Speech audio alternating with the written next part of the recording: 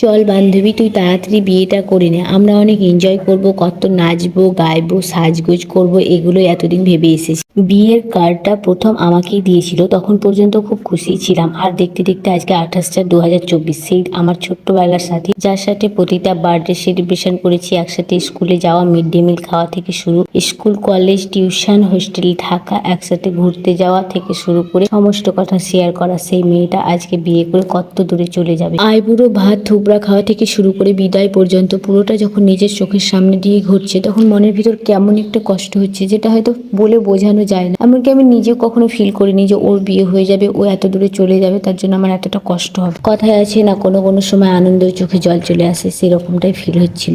মনের মানুষ হিসাবে অনেক ভালো একজন সঙ্গী পেয়েছে, যে তার ভালো খারাপ সবকিছুতে পাশে থাকে, আর এটাই একটা মেয়ের কাছে সব থেকে বড় পাওয়া। সবশেষে একটাই কথা বলবো, ডিয়ার বেস্ট ফ্রেন্ড, তোর বিবাহিত লাইফ অনেক অনেক সুখের হোক।